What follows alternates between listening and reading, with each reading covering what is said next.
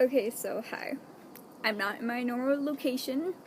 A lot of things happened last night, and I got 1 hour of sleep, and my parents are like pissed off at me, even though it wasn't really my fault. And it's 7 in the morning, and I'm outside, and it's pretty damn cold, believe it or not.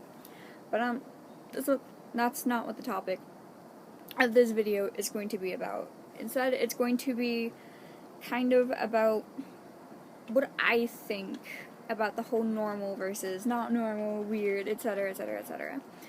And I just want to start out by saying there are exceptions to everything, and when I say everything, I literally mean every single thing, including what I'm about to say. And what I'm about to say is most people, or not most people, but there's this idea that if you dress alternatively, if you listen to a certain kind of music, even if you're like a fucking atheist or non-religious, or even if you're just some minority of some sort and you're not part of the big crowd, if you're not a conformist or anything like that, then there is something wrong with you. You're looked down upon, you're seen as like bad, you're seen as harmful, maybe a drug addict, not harmful, yes, harmful, maybe a drug addict, something like that. And it's just this mindset that you have to be a certain way in order to be okay, in order for you to belong in a sense. And I wanted to say that, like, the people that think that way, I do know not everyone thinks that way. Not everyone in the whole mainstream society thinks that way, obviously. There are some very accepting people in the whole mainstream society. I sound like a freaking hipster, and what's even worse is I look like one, so yeah. But like I said, not everyone thinks that way, but something that I think I figured out is that at least the people that I hang out with and the people that I've talked to over the internet, over the like 3 or 4 years that I've actually like started talking to people on the internet, a lot of them have troubled pasts, and a lot of them have this alternativeness to them, whether it's the way they dress, whether it's the music taste, or anything like that, or whether it's them just being completely normal but being an atheist, or completely normal and being gay and like a religious kind of set. One of my friends is pan, and it was like being gay to her parents, and her parents were like, ooh, etc., etc., etc. I'm digressing, but the point is, those are some of the nicest people that I've ever met.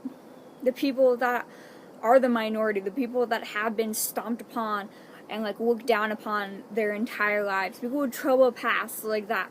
And the reason, this is mainly what I wanted to say, the reason that I think that they're so nice, that they're so accepting and loving and whatnot, and of course, like I'm saying, there are exceptions to this, the reason I think they're so nice and accepting and whatnot is because they know what it feels like to be looked down upon. They know what it feels like to be hated on. They know what it feels like to be just judged for the way they dress or the music that they taste.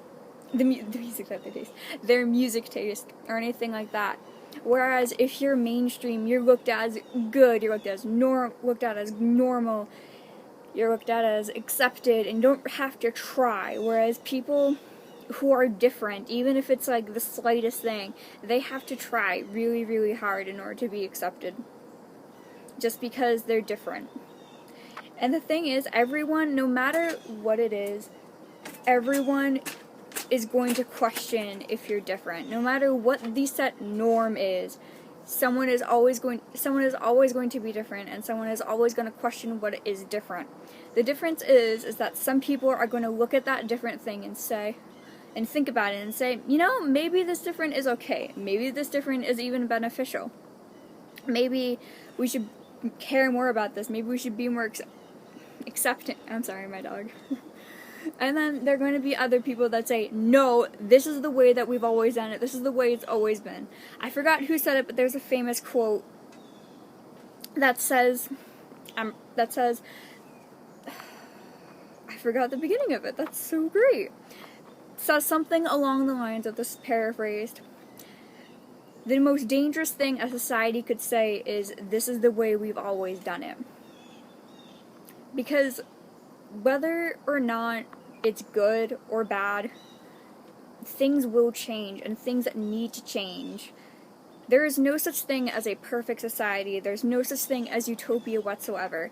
Everywhere you go, there will be corruption, no matter what. There are too many evils in society, and I'm not talking about evils as in like sex and stuff like that. I'm talking about the necessary evils such as power and money. And if you don't know what I mean by necessary evil, Cult of Clusterfuck kind of did a video on that, only he did it on war and the troops.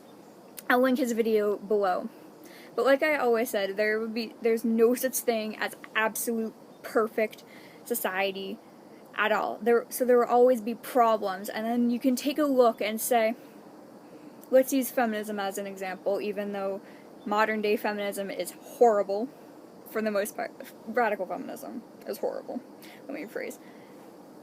In the 1920s, when it first came about, it was a pretty good society,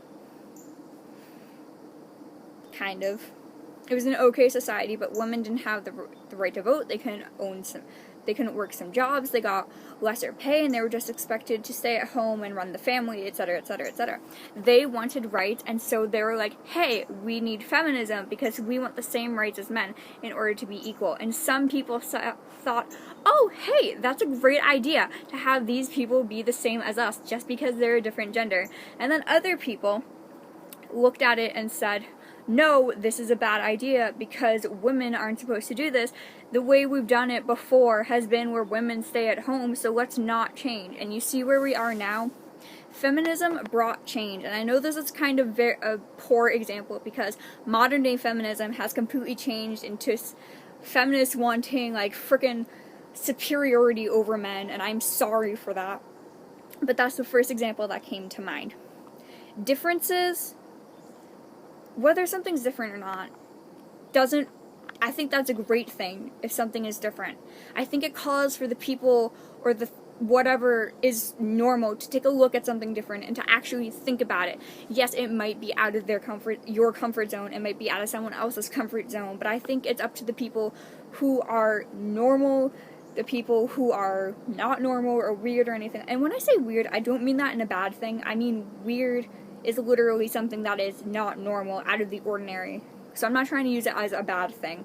But people who are seen as weird, or ideas that are seen as weird, versus whatever the norm is, I think the norm should be questioned. It should be questioned multiple times. It should keep trying to get better and better and better. And for me, having something be better is having something be more efficient of what it does, of whatever its job is, having something be more accepting when it comes to society or a government or something like that. So, actually, government, maybe not. I don't know why I said that. I have my awkward, skewed views on government. That's for a different video, though.